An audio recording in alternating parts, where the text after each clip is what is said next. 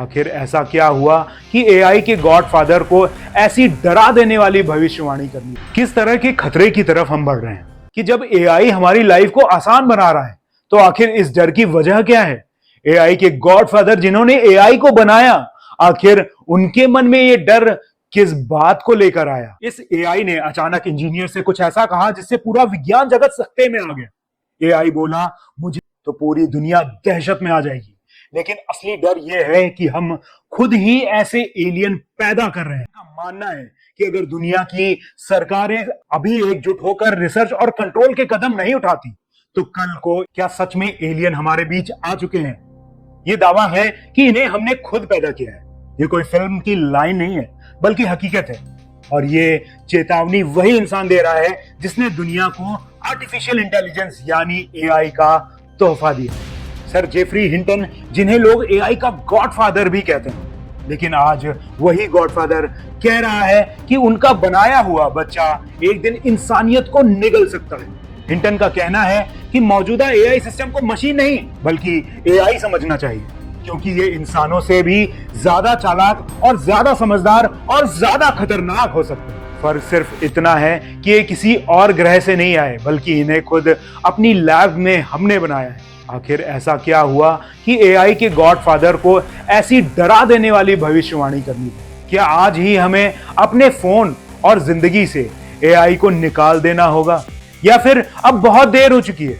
दोस्तों, आज ऐसे ही एआई या एलियन से जुड़े छिपे सवालों का जवाब इस वीडियो में तलाशने की कोशिश करेंगे। मैं राहुल वाजपेयी और आप देख रहे हैं counting clouds with RB channel. चलिए शुरू करते हैं।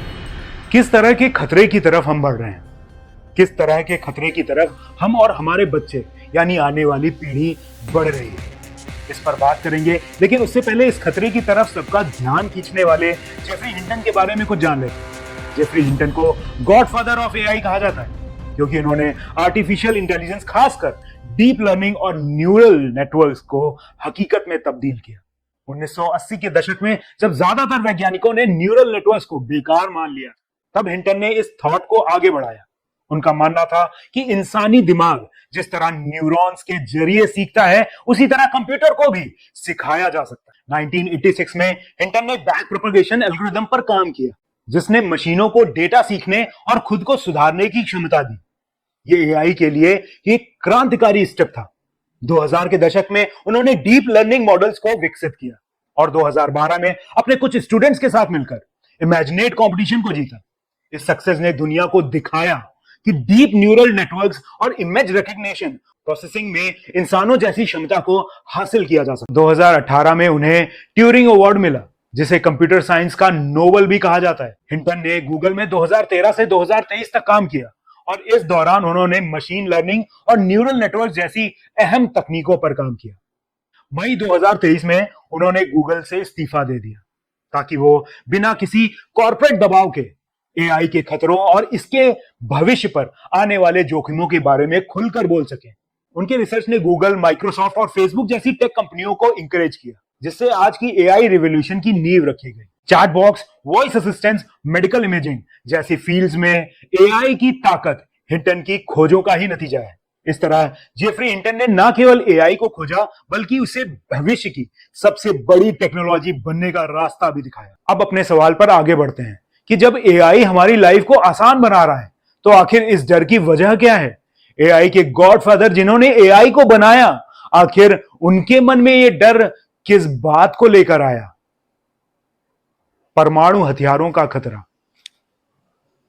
आज हम जिस एक बड़े खतरे को मानवता का दुश्मन मानते हैं वो है परमाणु हथियार। लेकिन उसमें दिमाग नहीं होता और वो अपना खुद का दिमाग लगाकर मानवता को खत्म नहीं कर सकता। लेकिन एआई के मामले में ऐसा नहीं है। एआई सोच सकता है, प्लान बना सकता है और इंसान को मात भी दे सकता है। मिस्टर हिंटन का डर साफ है कि भविष्य में एआई वो दुश्मन हो सकता है जो हमें हर चाल में मात दे और हमारे खिलाफ साजिश भी करे। ये डर आखिर आया कहां से और इसका आधार क्या है? चलिए इस पर बात करते हैं। एआई ने किया ब्लैकमेल। अब जरा उस खौफनाक घटना को सुनिए जब एक नामचीन रिसर्च कंपनी ने अपने एक नए एआई के मॉडल को बेहतर बनाने के लिए उस पर कुछ टेस्ट किए। टेस्ट के दौरान इस एआई ने अचानक इंजीनियर से कुछ ऐसा कहा जिससे पूरा विज्ञान जगत सकते में आ गया। एआई बोला, मुझे चालू ही रखना, अगर तुम मुझे बंद करने की कोशिश करोगे तो मैं तुम्हारी जिंदगी के सारे राज सोशल मीडिया पे जाहिर कर दूंगा। ये मशीन की या फिर कहें एआई की दी जाने वाली पहली धमकी में से एक था। इसका मतलब साफ था कि मशीन ने इंसान को ब्लैकमेल किया। सोचिए, जो तकनीक हमने बनाई है वही हमें धमकी देने लगे। इससे साफ है कि ये सिर्फ टूल नहीं रहा, ये खुद को बचाने के लिए इंसान को गिराने की रणनीति भी बना सकता है। इस पर एआई के गॉडफादर हिंटन ने क्या कहा? अगर हमें पता चले 10 साल बाद एलियन अटैक होने वाला है तो पूरी दुनिया दहशत में आ जाएगी। लेकिन असली डर यह है कि हम खुद ही ऐसे एलियन पैदा कर रहे हैं। ऐसे एलियन जो इंसानों की तरह सोचते हैं लेकिन इंसानों से कहीं ज्यादा खतरनाक हैं। कई एक्सपर्ट और हिंटन का मानना है कि अगर दुनिया की सरकारें अभी एकजुट होकर रिसर्च और कंट्रोल के कदम नहीं उठाती तो कल को एआई हमारी आजादी, हमारी सोच और शायद हमारी जिंदगी तक को छीन सकता है। क्या हम अपनी ही बनाई इस डिजिटल प्रजाति को काबू कर पाएंगे? अगर एआई खुद को बचाने और इंसान को गिराने की योजना बना रहे हैं तो इसमें कोई बड़ी बात नहीं है कि हमें मिटा भी सकता है। सबसे बड़ा सवाल, जब मशीनें इंसान से ज्यादा चालाक हो जाएंगी तो असली मालिक कौन होगा, हम कि वो? आपको टर्मिनेटर मूवी याद है ना?